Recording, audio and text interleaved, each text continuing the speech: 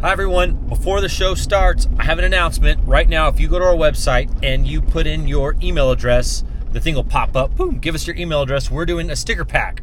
Go on there, give us your email address, and we're gonna send some stickers. It's like 3 or 4 or 5 or 6, I don't remember, but go on there, fill all that out, and click it, and boom, it'll be headed your way, all right?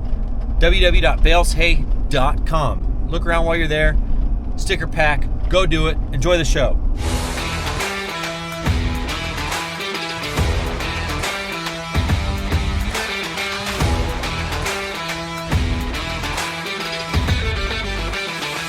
We're making hay. Hello everybody, welcome to the Bales Hay Farm and Ranch Show. I'm Trevor Bales. Yes, my last name is Bales. Yes, we bale hay. And we're baling hay right now. What do you know? Before we get into it and look at this stuff, like it, share it, comment, please. It helps. It really, really helps. So I used to bale a lot.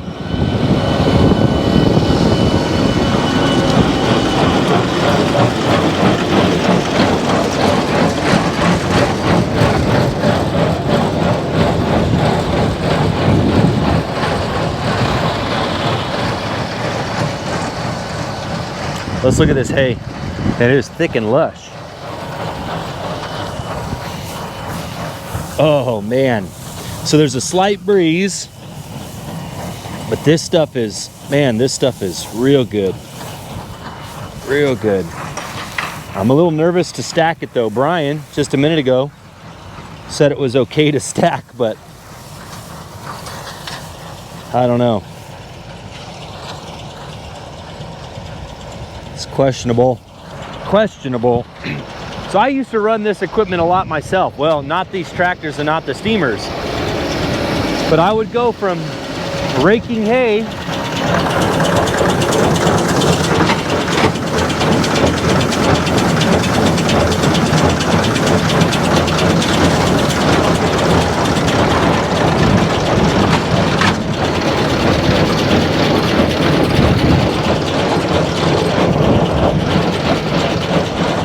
sitting on the scale right now getting weighed. I personally would go from raking hay and then jump in a tractor and then jump in a squeeze, and so I was busy all night and all day. Oh wow.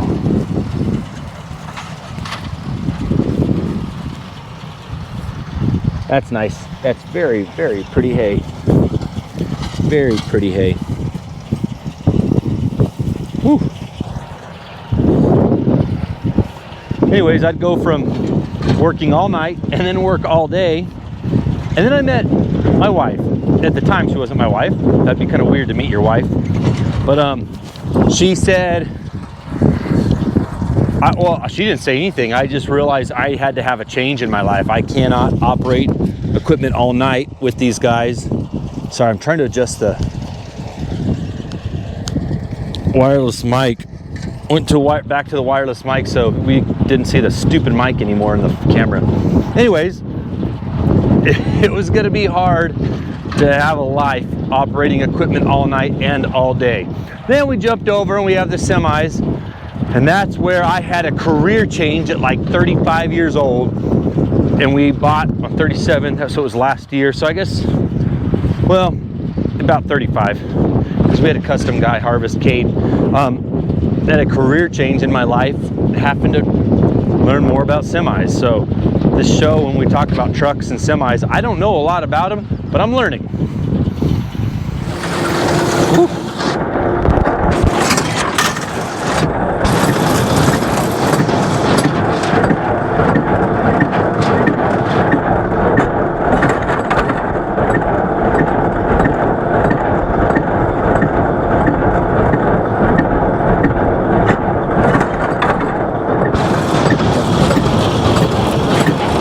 There's not a lot to see on the steamer itself. That's why we're not up there. I'm standing downwind. This sucks.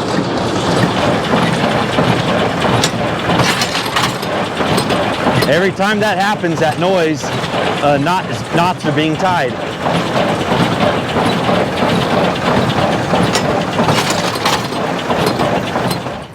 Typical early hay, the stem is just a little big. You can see the difference between this one and that one. We prefer the small ones. Well, I don't, the customers do. There's a big one, small one. This field's pretty old. You can see all this dead space area, just dirt. I think this is a third year, fourth year field. Third year, fourth year would be the rye alfalfa mix. But this got lots of leaf in it, which is great, which is what we want.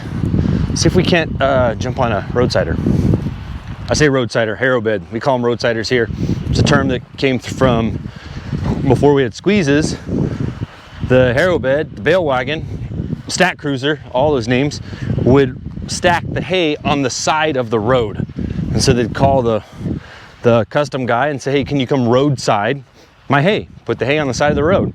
And from Arizona and California, just kind of stuck. So they'd stack on the side of the road, and then trucks would come in with booms and they would stack it by hand with a big pulley system. Roadsider. So I have the habit of calling it a roadsider. For the sake of social media, I try to call it a stack cruiser or a bale wagon. It's like they're just got done racing. That guy won. Where's Arturo? We'll find Arturo. What a cool machine though. Especially now with the computers on board. But they pick every bale up, they stack it in whatever pattern you give it, and then they set it on the ground. Before, Arturo's been doing this, he's like 62 or 63. He's been doing this for 37, I think he started in 85, the year I was born, so 37 years. So he's driven manual transmissions, he's driven them where they didn't have computers and you manually had to push a lever that built the pattern you wanted. So you were doing something for every single bale. Let's see if we can't run with the door open.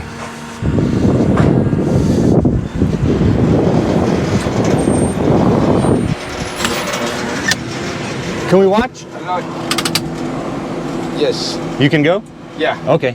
We're gonna watch from the camera wants to see you work. Okay.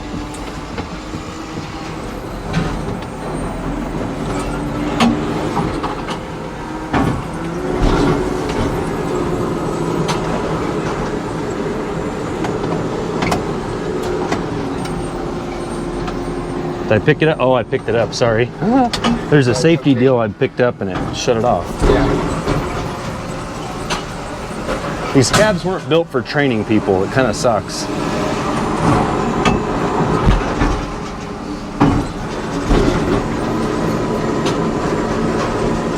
So he has to push that button every time he picks up one bale. He tells that chain up or stop. Well, I guess when he lets go, it just stops. Right here. It's like a trigger. You use it, your middle finger? Yeah, in the back. Middle finger, the back side of that deal, yep. Sorry, I'm making a mess in here, Arturo. Is that okay? It's okay. It's just for a little bit. It's all right, no problem. You have to watch a lot of things, huh? Yeah. Your mind stays very busy? Very busy every days. How many years in this machine?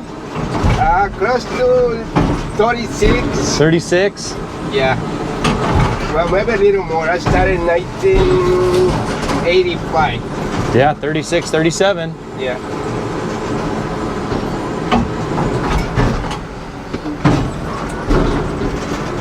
I will argue with anyone he's the best in the US. Maybe in the world. Okay, I'll let you go. It's too dirty in here. Yeah. Oh. All right. Look at this. Oh. Okay. Hey, how do you like the new thing that picks up the bales? Good. Is it good? Good, good. All right, thank you. Thank you. Let's take a look at the hay in the stack. Now there's an ugly side and a pretty side to every bale. The end of the bale that comes out of the baler is the pretty side. The ugly side is where the plunger just hit. I think this is the ugly side. Yeah, look at this, just stem, stem, stem, very little leaf. Boom, come over to this one and it's very leafy. Nice hay. Ooh, it's a big old stem. Making some nice hay this morning. And then this stuff, Brian thinks we can stack it. I think we can stack it. I need to grab my moisture probe. It's in the office. Ooh, look at that stuff. Ooh. You grab the probe out of the office. I have a probe I walk around with. It's a sharp pointy tip. I stab it in there and I push a button that says check, and it tells me what the moisture is on a bale. I take it out in the wintertime just because they're expensive, and if it gets broken, they're expensive, so I take it out in the winter, but then I always forget to put it back in the spring. The spring is probably the most important time to use it too, the spring and the fall, when the hay is all, when it all has high moisture. Drew and I were working in the shop yesterday. I don't know, everyone, if you're a farmer, you probably can relate. You always have just barely what you need on certain stuff. Finally, we've got more than we need on steamers and balers, which is good. But like in the shop, like the cheapest things, right? We have lights. We had 1, 2, 3, 4 lights. I was standing there and I was like, man, like these little UFO LED lights are cheap. Why? Relatively cheap. Why do we have just what we need? Why don't we have more? So I went on Amazon and I ordered a bunch, and we started hanging them yesterday. But dang, they always come with like little short leads, little short wires. So what we ended up doing is cutting them all off, and then I went and bought some. It's kind of funny. I went and got some I looked at some like 100 foot of 3-wire Romanex wire, just wire with no plugs. It was more expensive than 100 foot of extension cord. Now I'm sure the gauge was bigger, but I'm just LED lights, like they don't need, and they're not going very far. So I ended up just buying the 100 foot of extension cord and cutting it, and we're just splicing stuff together. I think an electrician would use the term daisy chaining. They just keep going together and then put them on one plug and plug it in. We're gonna do we're a series of 3 plug in, 3 plug in, 3 plug in. Anyways, so yeah, we went from 3 lights, 2 of which were old like halogen lights, to we're gonna have 8, 9, 10, like 9 or 10 LEDs. So it's gonna, yeah, what was I thinking this whole time? Can anyone else relate to that? Oh my gosh, just between videoing one guy, a really good employee, I'm gonna have to go talk to him and try to keep him, just put in his 2 weeks, which I think it has to do with working with these other guys. This is all their second year here as work visa guys. It's this guy's first year, but he's a local. He's here all year round. He speaks perfect Spanish, perfect English, so I really need him. Oh my gosh. And then the other guys are complaining about their hours. If you're a business owner, you understand this stuff. It's frustrating. But, so, look at this. I'm standing in the field. This is already the 3rd time we've cut it. It's more the ryegrass alfalfa mix, or just some videos a couple weeks ago. 2 weeks, 3 weeks ago. That stuff, I really wasn't happy with it. No one really was. We didn't really want to bale it. It was cool, but we had to. It got too big to chop, or nobody wanted it. So this is more of the rye alfalfa mix. The first cutting went straight to the dairy. The second cutting we baled. It was mushy, falling down. It should have been chopped again, but it got too old because of the storms. Now this is the 3rd, so second time this stuff will have been baled. Second baled, but 3rd time it's cut. I don't know. It depends how you look at it. Some people only like how cuttings are baled, but that's how I look at it. This field's been cut 3 times since January 1st. Pretty cool. Pretty cool. Okay, time to go talk to employees.